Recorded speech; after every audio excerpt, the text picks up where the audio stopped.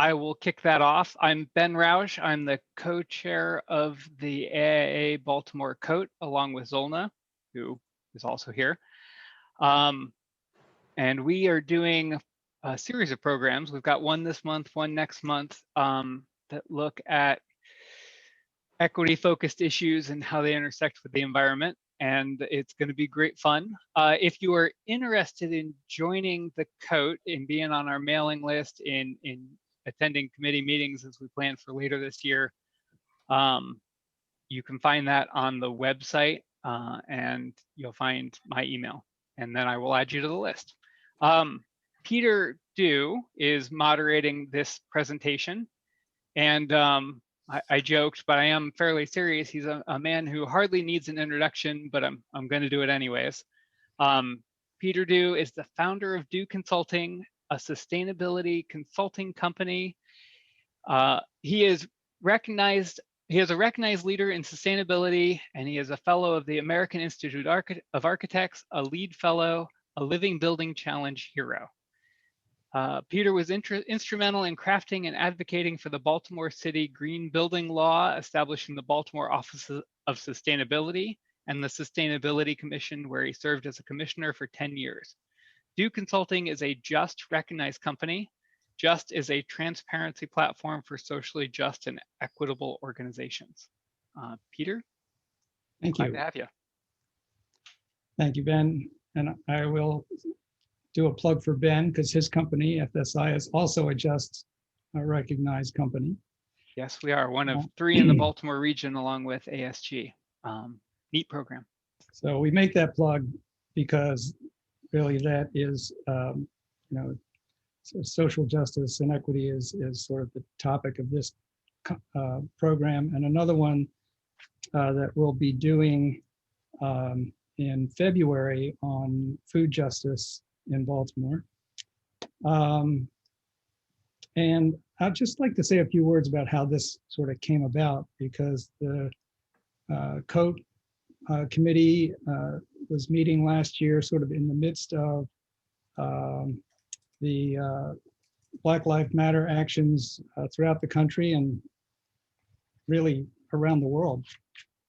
And I think, it did bring to everybody's awareness that maybe we're not as sensitive as we think we are, and we don't know as much as we think we do. And so we thought, well, how can we educate ourselves? And in thinking about that, we said, well, we should just open this up and give everybody the opportunity to hear these programs.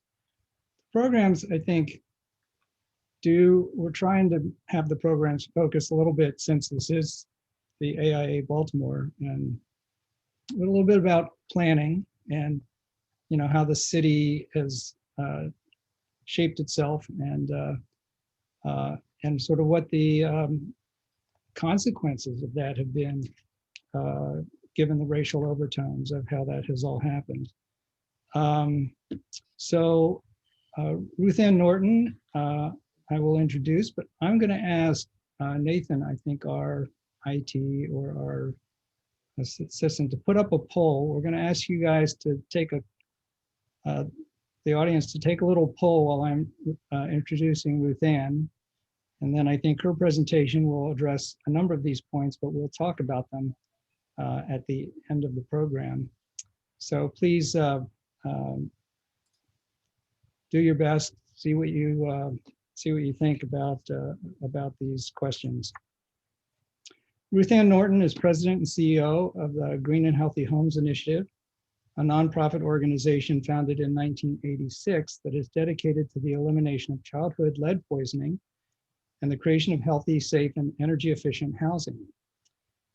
A strong advocate for healthy housing and health and racial equity, she broadened the organization's mission by designing and implementing an innovative GHHI model in 2009 in partnership with HUD, CDC, and the Council on Foundations.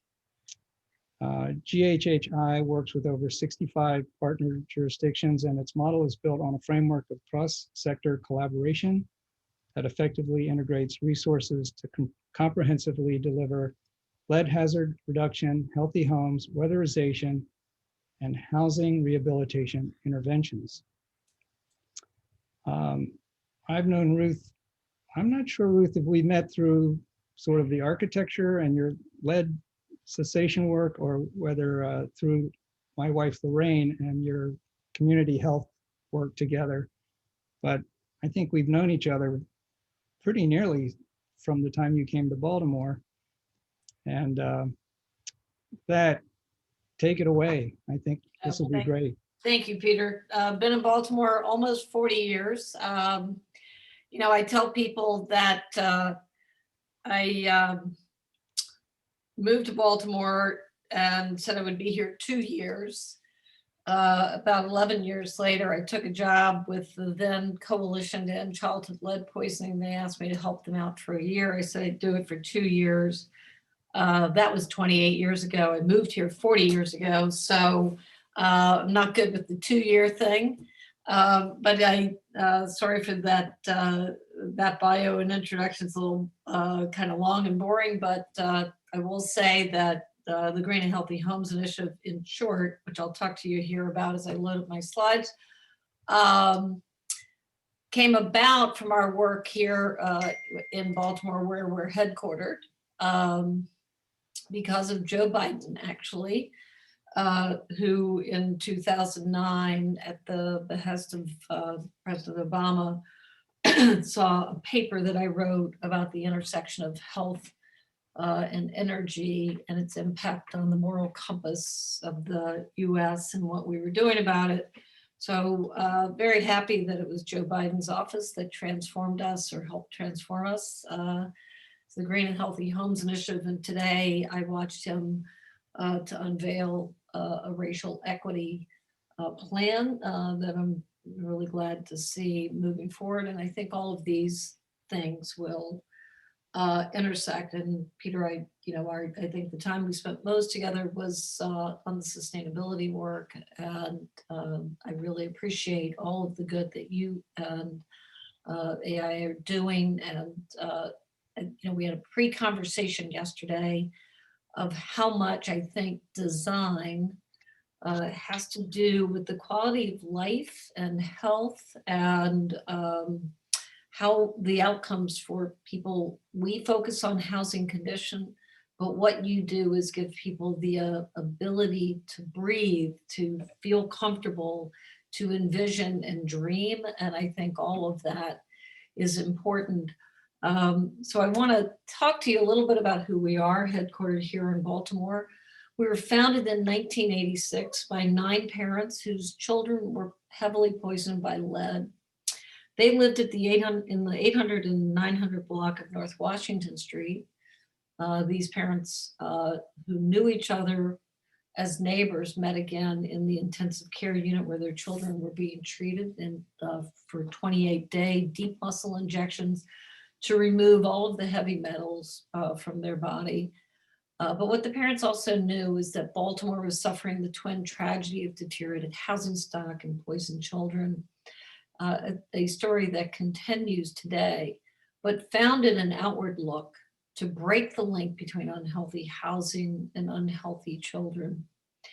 After 28 years of work, the Green and Healthy Homes Initiative in the last couple of years, reflecting on its own role in social justice, environmental justice, and racial equity, updated its work internally and externally toward a lens of looking at how do we go deeper at higher scale to lift communities, especially Black and Brown communities that have been generationally robbed of the opportunities of wealth transfer, of health and opportunity because of housing conditions. So we now talk about the broad and myriad of work that comes out of our direct service program here in Baltimore, where we repair houses and represent people in red court, and help to implement many of the programs in Maryland around healthy housing, to nationally, where we are best known for our work in health analytics and linking healthcare finance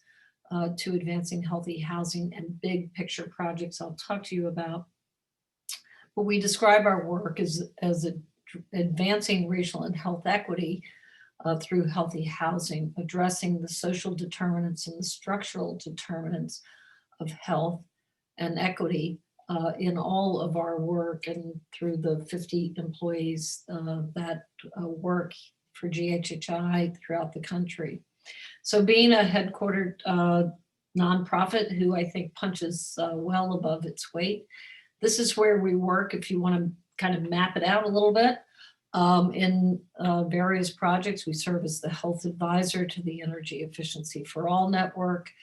We represent a multi-state effort on lead poisoning prevention. We actually represent states as healthy housing advisors in places like Ohio and Michigan, where we're launching with Governor Whitmer a big $750 million effort to eradicate lead outside of the work of Flint, which is an important part of that, but throughout their state. We work with the New York State Energy Research Group, NYSERDA, to advance healthy housing states like Connecticut.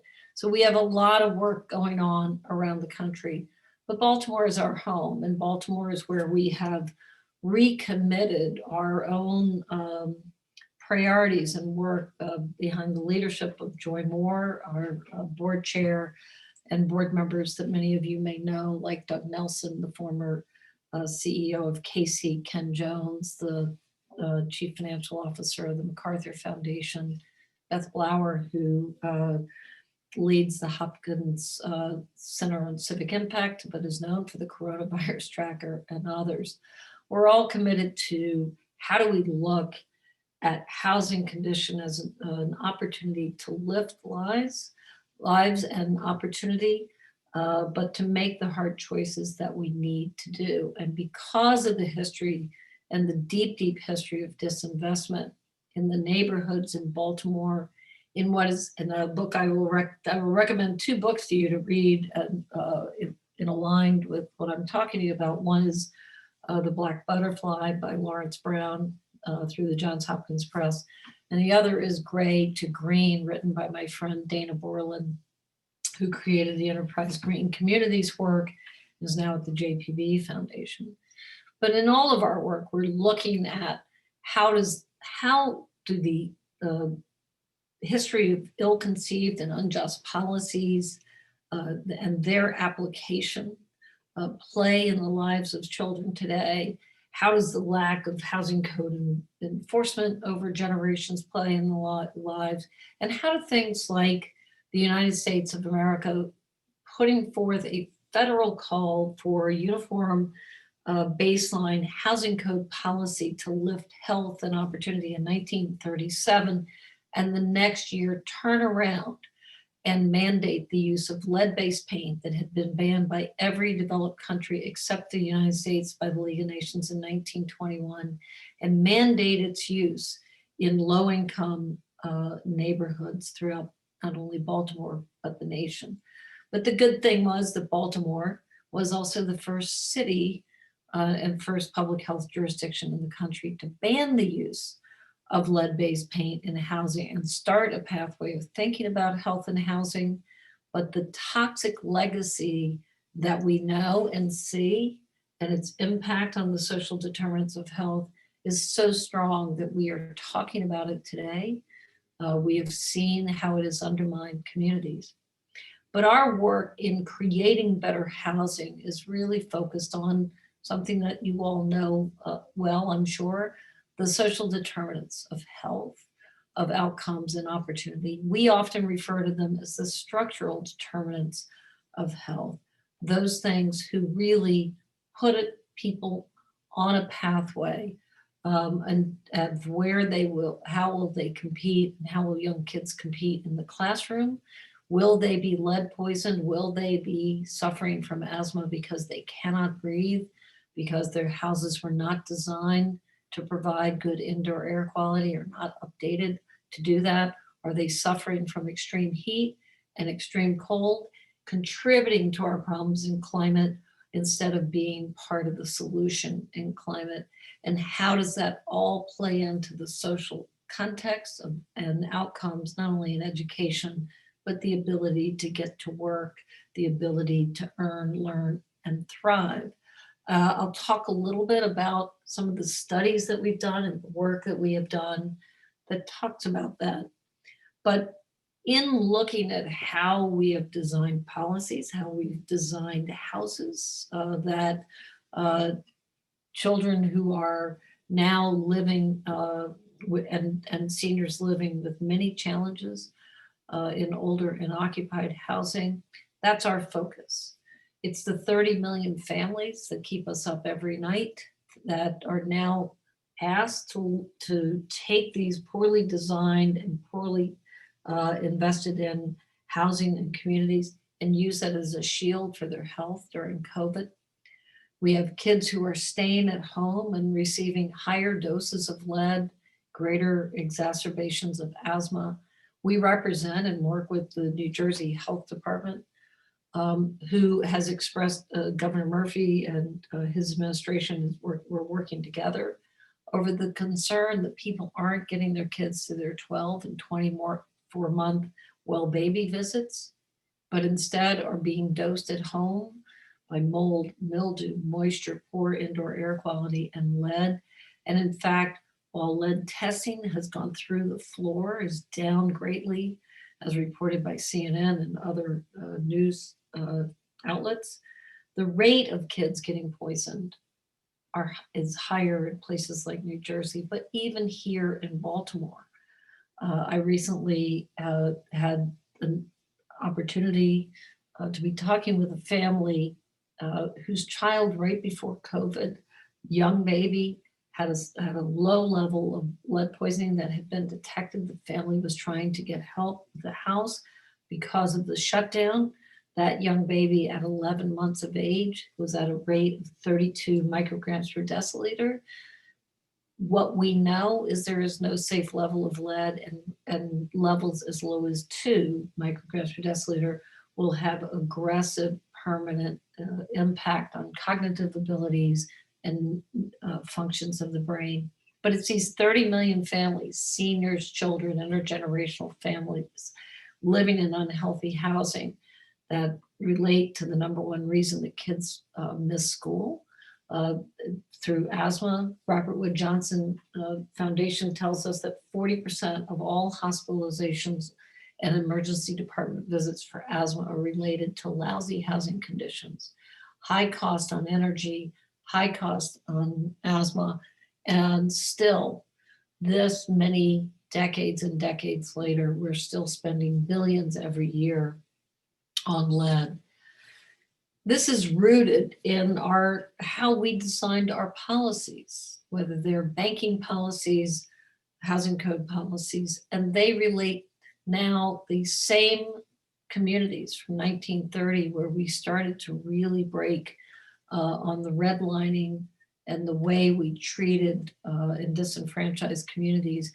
You can see that in 2018, the same communities are where we are still spending money, still on an after the fact basis, rather than doing what is necessary to build community, to build health, and to build healthier housing conditions.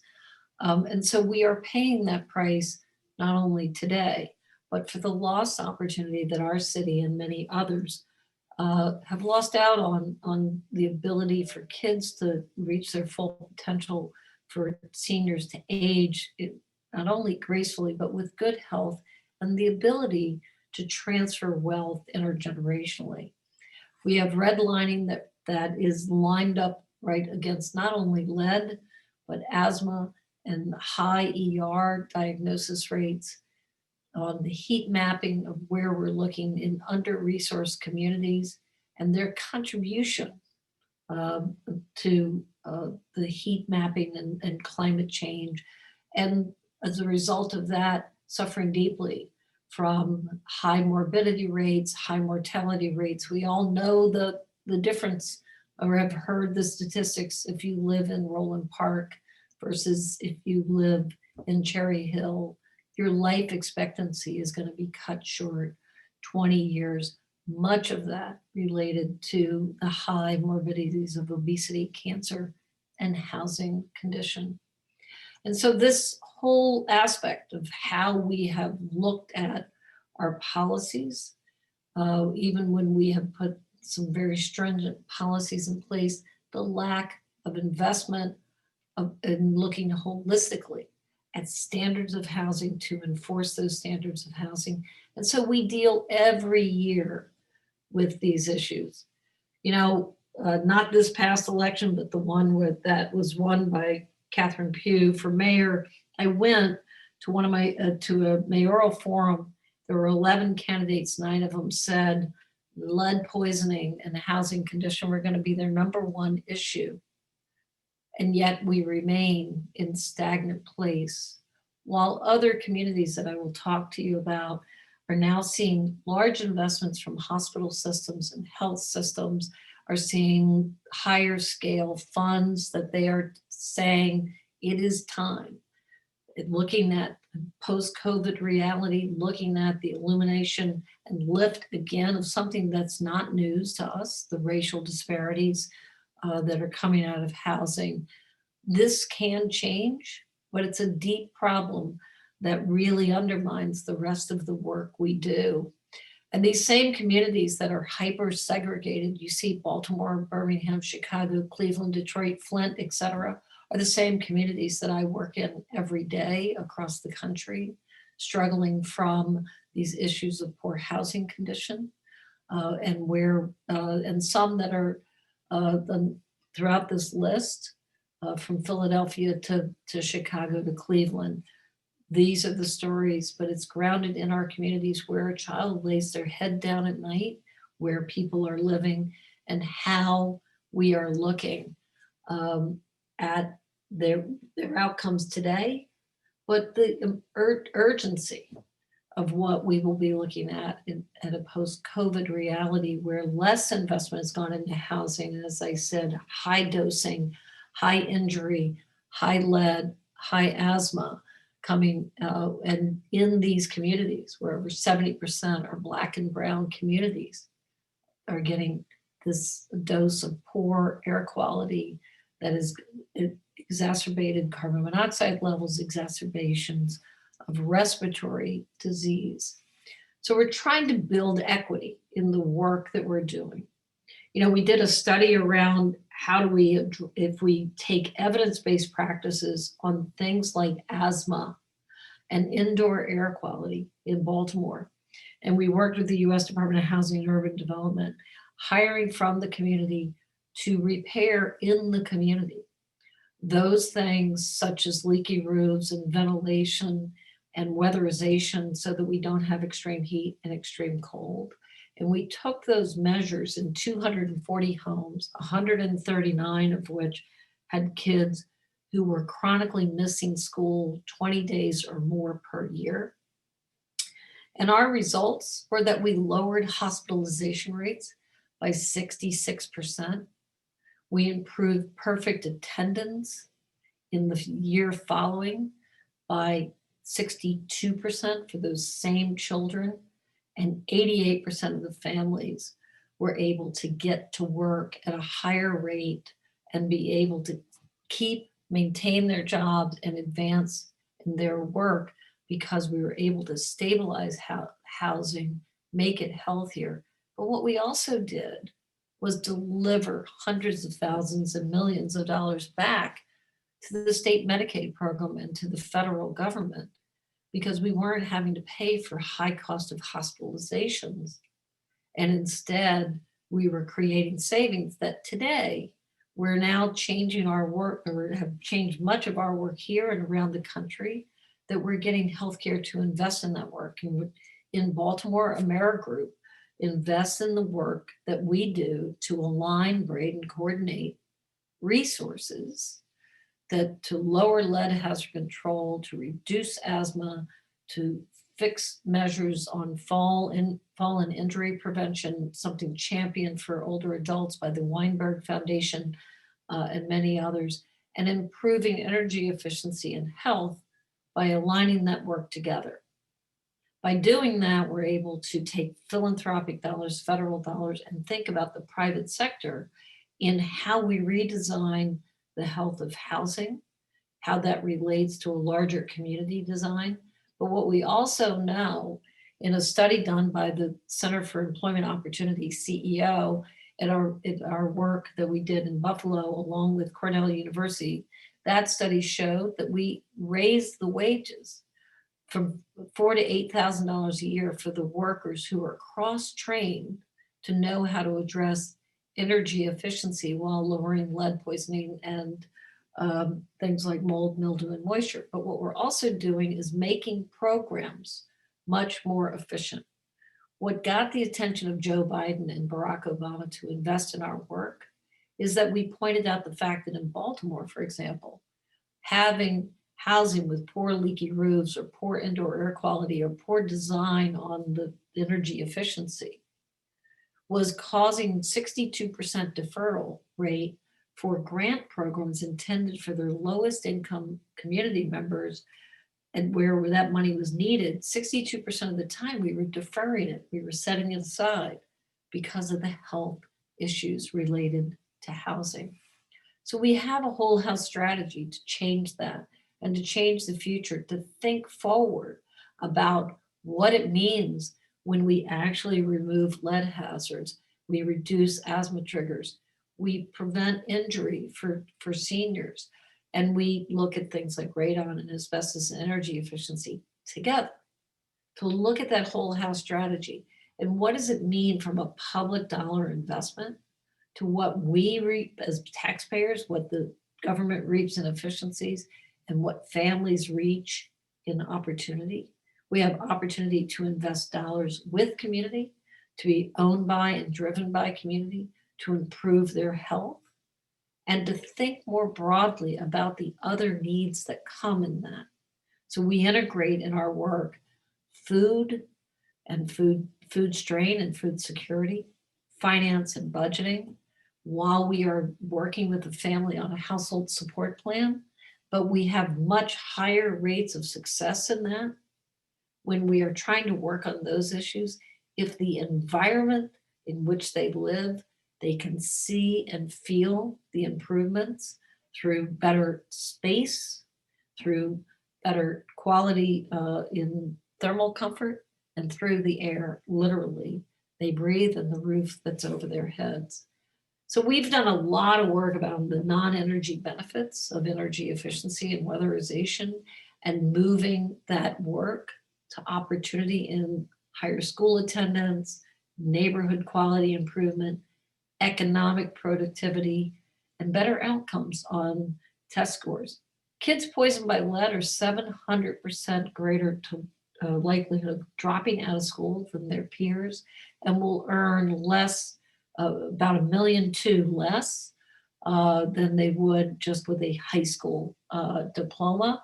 And so these are impeding factors, not only that, but long-term, beyond the drop in IQ in a collective, high drop in IQ collectively, but about 2 points per child. They will have a 16 to 19% greater likelihood of cardiac arrest and a 46% greater likelihood of early mortality. So we have some priorities to change this. Working with the new administration coming in, we've been very busy with the Department of Energy, to HUD, to Health, and working to support Ambassador Rice in her new role in the domestic work that's going to happen here, to align streams of funding and to make it easier for low-income individuals to tap programs that can make their house healthier. We shouldn't run people through 18 different ways to qualify. If your kid's on WIC, if you are on SNAP, if you're on Medicaid, you should be able to tap programs designed to help you, to train, cross-train workers from community to own those jobs, to advance policy around building the moral compass of better housing condition as a start for better community planning.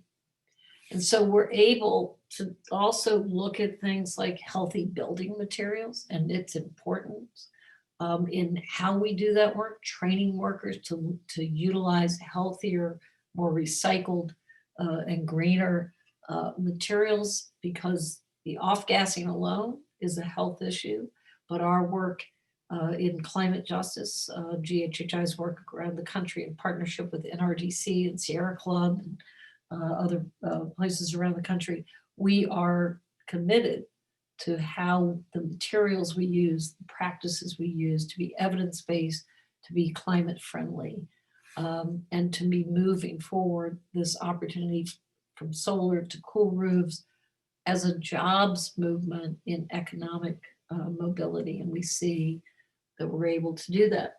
Some interesting things that we're doing.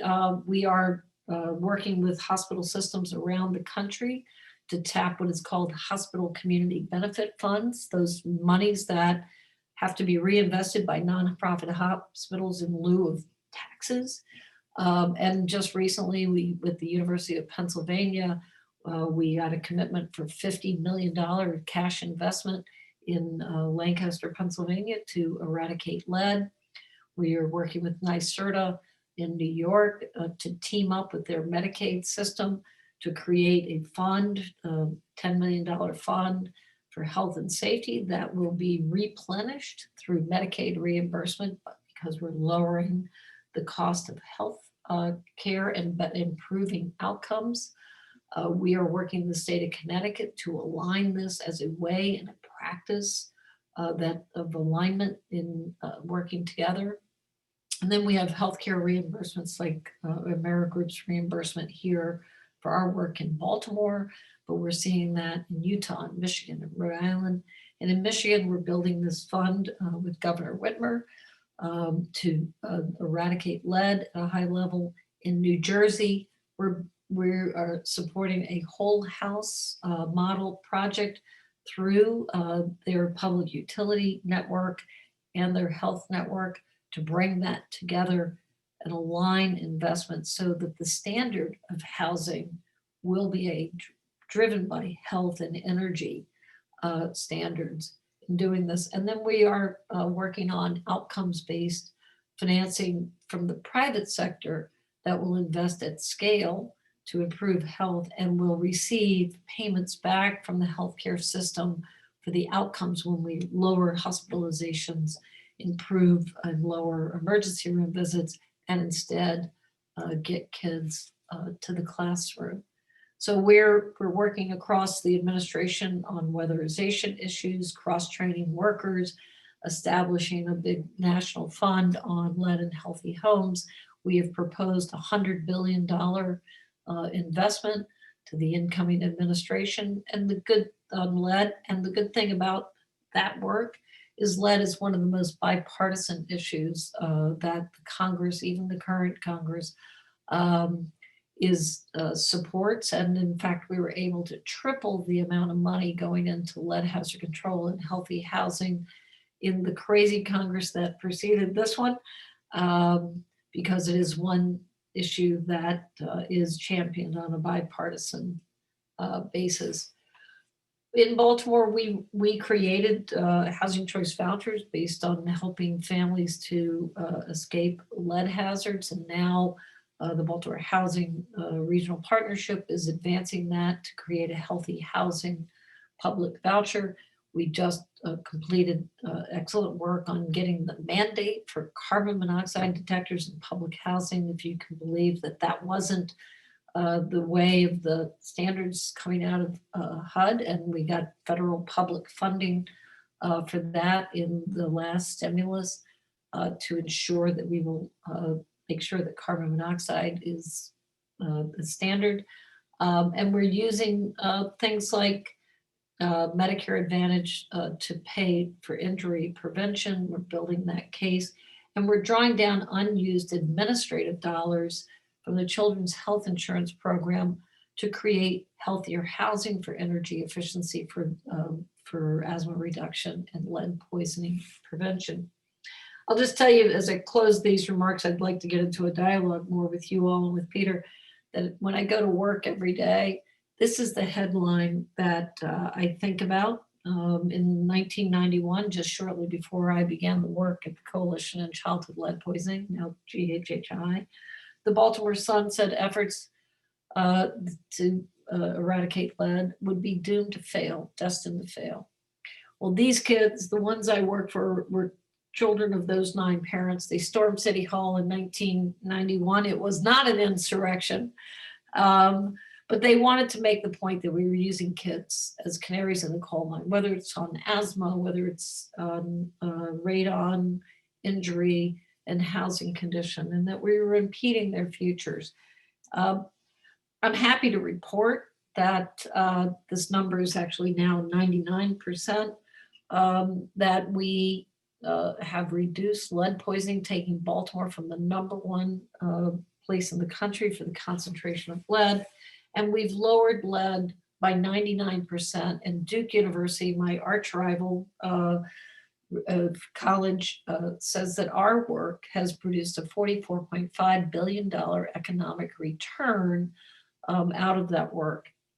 But what I want to tell you, that should have been good news when it came out in 2017, that particular study, but it instead forced us to look more deeply at how do we think about housing condition holistically? How do we think about equity? Because what we know is the $44.5 billion that we have helped to create up until that time wasn't going back to the communities who had long been robbed of their opportunity, wasn't producing the overall outcome on housing condition. We now think we have that better opportunity to understand how to create jobs, how to tie it back. We're hoping that we will see some of these same large investments that we are looking at from around the country. A multitude of those I'd be happy to talk about all day long that we're doing in many places around the country. But what I'd love to do is get into a dialogue with you, Peter, and others about the work. Please follow us on Twitter at Healthy Housing. If you want to hear about my dog, my puppy, Dexter, and some of the trials and tribulations of going through state legislatures and working on transition plans, you can follow me at Ruth Ann Norton. But I just want to say how appreciative I am of those that think about design work, that think about place, whether it's where we work or where we live, and how we think more holistically. But the environment in which we live in reflects so much of how we feel, and it reflects so much of our outcomes. So not only are we now working on these issues of lead and neurological health and respiratory health and preventing injury and the like, but we're also thinking about emotional health, mental health, and trauma from space, in the space and places that people live. And we'd love the opportunity to work with any of you on how do we add value to your work in this. But let me stop there and say, Peter, what do you want to talk about? Well, I thought we'd go through these questions in the survey real quickly. One of the questions actually gets to something that I wanted to ask about, which is sort of the timetable, over the course of years that Baltimore's been doing what it's been doing, or cities around the country have been doing what they've been doing. But anyway, first question is the life expectancy gap between residents of Black and white neighborhoods in Baltimore City. The correct answer is 20 years, which I was shocked. And you mentioned it in your presentation that If there's somebody got to cheat on that answer, at least maybe. Well, no, we asked them to fill this out before you started. So the majority selected 16 years, which is close, but 20. I mean, I was surprised. That's a big. Well, it goes to, but if you think about not only conditions of where people are, especially now, spending so much time in their homes, but what's also getting trapped in there if you live near the incinerator, if you live near the chemical plants, if you're in Cherry Hill or Brooklyn, you are surrounded by toxics that are just in your house all the time. So these high rates of cancer and morbidity. Elijah Cummings one time we were walking through neighborhoods and he said to me, where he grew up, it was normal that kids had lead poisoning, normal that you suffered from asthma. It's just normalized, and we got to change the normalization of that. The second question was, the following health impacts are correlated with community level housing condition and racial segregation. And the answer was all of the above, I assume. Is that? Yeah. So everybody got that one right. The gap between home ownership rates for Black and white residents in Baltimore is, and I don't, the answer to that was 16%, right? Or 18%. Mm-hmm. Okay, so most people guessed 21. Yeah, and you have the answers. I gotta, yeah, but it's high. It's high. Yeah, and the thing that we are working on in the housing upgrade benefits for seniors program that we do with neighborhood housing services, Civic Works, and others, is obviously to improve the life and quality of health of older adults to age in place. But part of the agenda that GHHI has in that too is helping to improve the health of housing of the elderly. So there's an opportunity of intergenerational wealth transfer.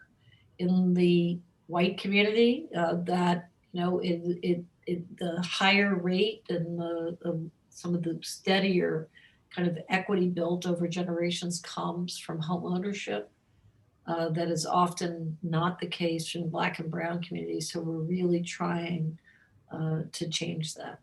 So this is more an issue of intergenerational transfer of wealth than it is of health, or is rental housing versus ownership also a public health issue?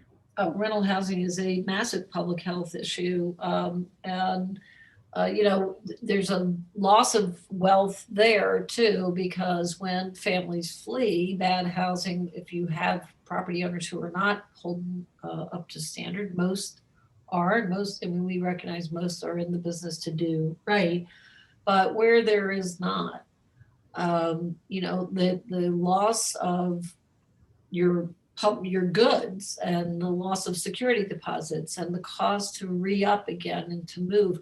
Not only is it the trauma and the chaos, but there's also loss in jobs and school attendance and in marginal wealth retention that starts to mount and is no longer marginal. It becomes critically important for folks. Neighborhoods that are less than 50% African American receive nearly blank the investment of neighborhoods that are over 85% African American. And the answer was, it was 4 times, was it? I think. So that one was correctly answered by the majority.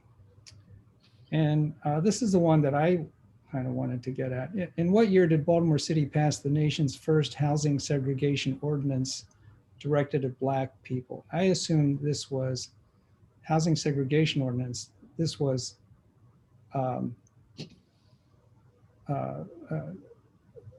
creating segregation by law, right? And the correct answer here was 1911, I believe. So, I we think did a lot of things early here. Huh? We passed a lot of good laws early. It's just whether or not we upheld them, Okay, so this law was to desegregate the housing or to segregate the housing? Well, let me see how we did this. Oh, segregation. Yeah, this one's not, sorry, I thought you said desegregation too, and I'm looking at the note here. So. Yeah, I mean, so this is one of the, yeah, I think a lot of us sort of associate sort of the worst of the racial inequities sort of to the late 1800s, but things were happening into the 20th century, and I think some of the laws that began to create more equity, when you look at the years that they passed, I mean, they were like in the 60s and 70s. I mean, it just seems like so late. I'm always kind of surprised at looking at the arc of history and when we choose to do things, you know. Yeah, sorry, I got that one. I was looking bad at the answers on this and got that completely wrong, and you're right. But my point on this, Peter, was too, that we did a lot of things early, right? I was talking about the housing, the uniform housing code around health and safety, and then turn around and reverse that by saying we're going to put a toxin, a known toxin. In 1904, Sherwin-Williams had a board meeting and said they would not participate in manufacturing lead-based paint because it was literally killing babies, and the babies of, both in utero and after birth. And in 1908, they entered the market because of the money drive on it. In 1921, League of Nations bans lead-based paint. In 1937, there's a call to have a uniform health and safety standard in housing across the country. In 1938, we mandate that this toxin go into housing. In 1949, the Maryland legislature tried to pass a ban on the use of lead-based paint in housing because of how bad it was and how many kids were dying and the impacts that were happening. It got reversed because the university said they were studying it, so the governor didn't sign it. So Emmanuel Kaplan, who was a deputy for Huntington Williams, the public health officer here in Baltimore, said, forget that. He banned it for use. But when in the late 80s, early 90s, there was a landlord who was shut down in Baltimore for terrible, terrible practices of like fixing one unit by stealing the bathtub out of one and putting it into the other and then claiming it was robbery and just terrible stuff. And the community law center had taken receivership from this guy. But they found warehouses full of lead-based paint a decade plus after the United States banned the use of it, still using it. And it was used because it was, durable and so it was, used by property owners to do this. But it's not just those practices. It's repair practices. You and I talked about the investments of even good-minded investments in housing where we don't think broader about equity, about health, or about how we build community in a way that helps thrive. So a couple of questions, and we are getting some up here on the chat box, but you've discussed a number of inequities associated with redlining.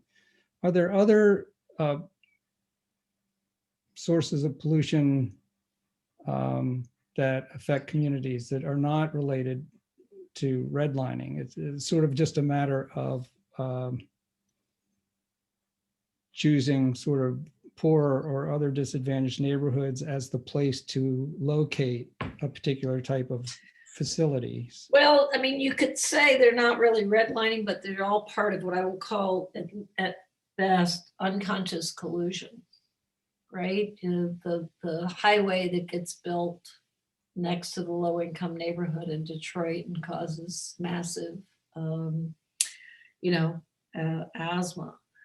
Where we put incinerators, where we don't,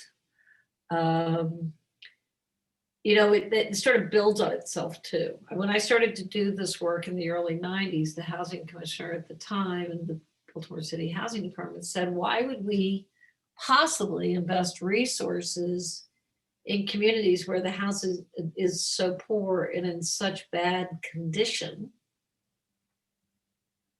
And by making that decision, right, to not do that, because it's, not worth it, so to speak, is a decision to really damn that community to completely not be worth it, keep moving down. And what nobody took time to think about, and even when they did, it didn't carry the day, of those kinds of decisions right? Where there was either high crime and people didn't want to do something, or we made decisions that by lobbying that said if we had standards, good standards that we all want to have in our neighborhoods and that everyone should strive to have, that if we did that, we would push investment out. But by failing to do those good things, right, we drive it further, and we drive the Medicaid cost up, we drive the crime cost up, we drive the other costs that come with this, but we obliterate opportunity. And when you obliterate opportunity, we are costing all of us the brilliance that could have come from one child or more, and things that could be built. And what we know is if we lift that to a standard of good health, we start to create other savings and other opportunities for investment. Because wouldn't we rather be investing in the music center, or having a hardware store, or a coffee shop, or a field for kids to play in, because we had those resources in a community where people were healthy and able to access them and use them. But you literally lower crime and you improve health. And when you do that, the community takes on its own resilience for opportunity. But it's not all, I mean, it's redlining in different ways. But I think so much of our just downward moral compass on housing condition has come from unconscious collusion. We look at structural racism in America, and much of it advanced by institutions that just started to do it, have the implicit bias, and have the discriminatory practices without even having to almost think consciously about it. And then it goes to all of our decisions, but certainly goes to place. I want to get to some of the, I have a lot of follow-up questions, but I want to get to some of these from the audience. So we have a question about the past of affordable housing. Do you think it would be improved if it was 100% public funded and not developed by the private sector? Interesting conversation just recently, serving on a transition committee for Mayor Scott on housing, where a luxury housing developer who was on the committee and with other low-income housing developers, we're talking about low-income housing development in, I want to say Hampton or somewhere in town, where the development is $400,000 a unit, right? And being financed by low-income housing tax credits and so that called for wow, we need to pay attention to that private kind of development of this, and it didn't make sense. And whether, it certainly spurred a lot of offline conversation. I think there is a really, though, good and healthy way to do private sector investment in low-income communities to build sound and healthy and decent and thriving housing. So I don't think it all has to be done by the government. What the government can do well is to really have the courage and commitment to standards. When we said in Maryland that we were going to have a commitment to a standard about pre-rental inspections on lead in housing, and be willing to just simply enforce and uphold that standard, the market moved to the standard in large part, not entirely, not done, not close, but we were able to move a 99% reduction in childhood lead poisoning, mostly financed by the private markets, but guided by the standards set by evidence by government. And public housing today has had its own troubled path. If you look at NYCHA in New York and the billions of dollars of damage that's happened on lead, or the fact that we had to just tell public housing that having carbon monoxide detectors should be a mandate. or that there should be a health-based standard for housing choice vouchers and for those landlords collecting on rent through housing choice voucher. So I think it has to be a mix, but it is the courage of standards and being able to then track what evidence-based and standards do and the investment and upholding those standards. That's the basis by which we have to move this forward, I think. So I think that's related to a second question, which is when it comes to renovating existing affordable housing, what do you think gets overlooked the most by designers and developers? And I guess, this question is coming from a designer. What should we look out for most in our renovation projects to make sure it's addressed? Well, I think a good envelope on indoor air quality, right? That really helps us. The moisture is the root of all evil on houses. It causes paint to chip, it causes mold, buildup, moisture, it causes things to rot and disrepair. We have been really blessed by the movement around energy and efficiency, around climate, around wanting to think more holistically. Housing is better because of it. I think designers today are amazingly important in this, thinking about well standards. I also think we've got to think about ingress and egress as we think about populations that age. One of the factors on social mobility is just the inability to get easily in and out of housing, and the ease in which we open to green space.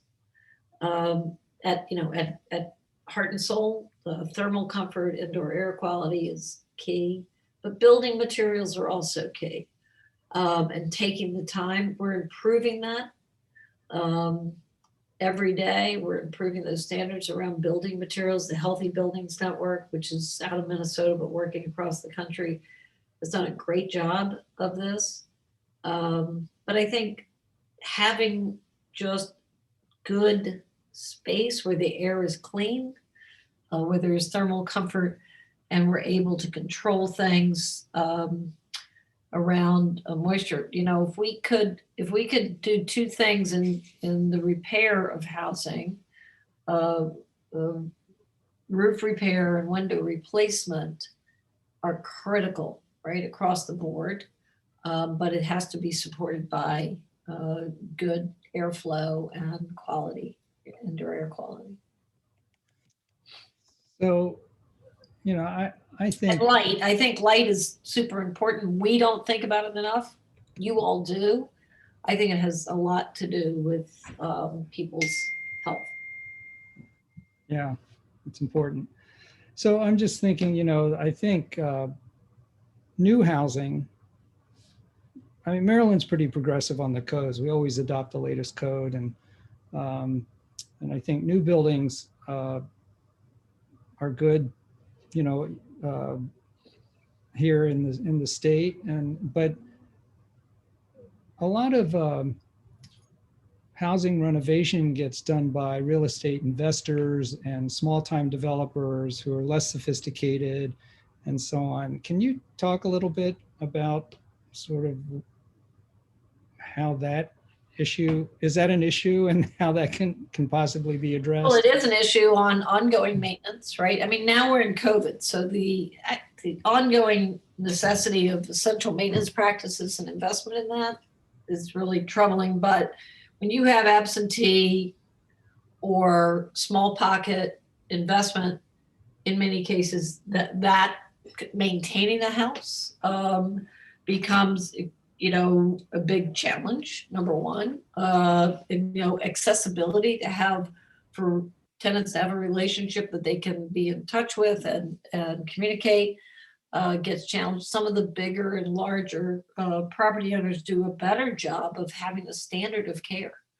But one of the things, again, it goes to how communities have standards, how there are envisioned standards of how we bring back to life occupied housing and vacant housing to get it to be occupied of existing housing, is thinking about how it plays into a neighborhood and how we connect it to green space, or how we connect it in things, everything from, sidewalks and making sure that and trees to, connection to that green space.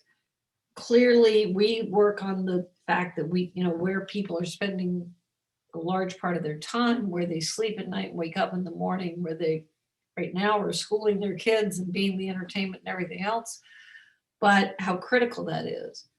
But I think even individual investors or larger investors have to think about place in the community.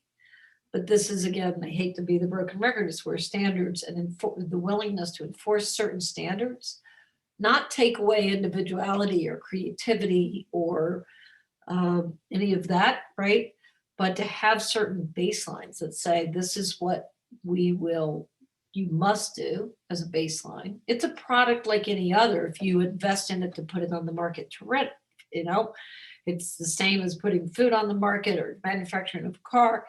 You're putting something on the market that should be brought to the market that is not known already to gonna send your kid or your older adult to the emergency room for asthma or poison them or the like. And so this idea of standards and how we do that. But cities like Baltimore suffer a great deal from absentee investment. So one more question, which might be related to that, or could be related to that, I suppose, is I imagine there's been a fair amount of legislation. I mean, you've talked about a number of things, but is there some other piece of legislation that you would pass now to improve affordable housing in Baltimore, the effectiveness or the quality or? Well, I would have a health-based standard that we agree would have to be a baseline standard and may need federal, or state support. I would allow impact investors to invest in helping to address the ills of unhealthy. What is a health-based standard? What is that? Toxic-free, dry, thermal comfort. There's 8 standards of it, right? So that things that making sure that we have proper standards that we don't have toxins such as lead and radon, that we have proper indoor air quality, we have structural soundness. If you go on our website, you can see the 8 elements of healthy housing. But by adopting those standards and allowing a mechanism by which healthcare, who may have people living in those homes who are repetitively using a hospital because they're being hospitalized for asthma, high rates of injury, of preventable injury, right? Especially in older adults. And if we can fix those, there's huge savings that happen in the healthcare system. And so in New York City, we are using private sector investment from a big industrial bank who is funding at scale asthma reduction programs in the 5 boroughs in New York as a post-COVID measure, because we know that we need to address housing condition.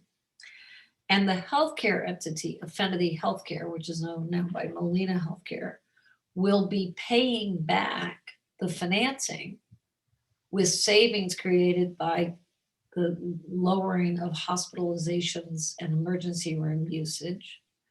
And they still will do fine at the healthcare system. And they're going to take the spread on the savings that they have and put that back, because the CEO of Affinity Healthcare, Mike Murphy, had said to me very early on, part of advancing health and wellness is where people live. And so being able to provide a service out of the healthcare system that when, if you go to the Harriet Lane Clinic, you'll have doctors who are providing, inhalers and asthma medication, knowing that they're going to send a family back to a house that's probably going to be triggering asthma. And if we could just take care of the root causes of that, pest management, air sealing, indoor air quality, right? As I said, eliminating the extreme heat and extreme cold for thermal comfort. Get rid of carpets when you can use flooring, old carpets, when you can improve the flooring. And you do those things, people have a better quality of life, kids get to school, people get to work, they're more stable, there's less turnover. But we create lots of savings in healthcare. Healthcare can be a very important investor in creating healthier housing, especially in occupied housing, because there's such a benefit that happens in community. What you also can do is hire community members and train them to the work. They can be part of also the data and evaluation work so that it's done responsibly. There are health educator roles in that, and these are all jobs, that full-time jobs with full-time benefits. Environmental risk assessors will make somewhere between $55,000 and $80,000 a year. And people can be trained to do that with health benefits. I have guys working on our construction crew doing environmental health risk assessments who were housing challenged at best when I met them, and now are skilled contractors helping to make Baltimore better. So there's lots of opportunity in this, but especially healthcare has been charged with driving and advancing social determinants of health. And they have funding to advance social determinants of health. So they are and should be and will be partners in how do we redesign, reinvest our way out of this problem we have in occupied housing. Well, this has been great. I'm being told we're at our. Yeah, we're overtime here. I'm sorry about that. No, not a problem. But I think, what you're saying is one of the things that keeps me fascinated with the work that we do is that in this sustainability world, all of this stuff is so intertwined. It's just fascinating to me. Read Dana's book. It's a short read, but a really good read. And somebody put the full title up there, which is, but she's one of the best human beings around. Yeah, and loves design, so you should ever come and talk to you. She's way more fascinating. But I think, but also Lawrence Brown's book on the black butterfly for people who aren't acquainted to that as much around the history of Baltimore really gets at it at a much deeper level and from a different lens. Well, Ruth Ann, thank you very much. Really appreciate you all. Thank you so much. And thanks for all you do for helping us to make Baltimore a better place. So thank you. Thanks. Nathan, Kathleen, either of you want to say anything or just hang up? Hang up. See you later. Just thanks again, Ruth Ann. Really inspiring and a great call to action about how the design community can really be engaged in all these issues. So. Well, we appreciate that and support GHHI if you want in any way you can, but talk about healthy housing as a need for every citizen. If we do that and we do it well, 20 years from now, we'll have a different conversation about all the brilliance that we will have helped to lift up. Absolutely. So they'll be great. So thank you. Thank you. Good night, y'all.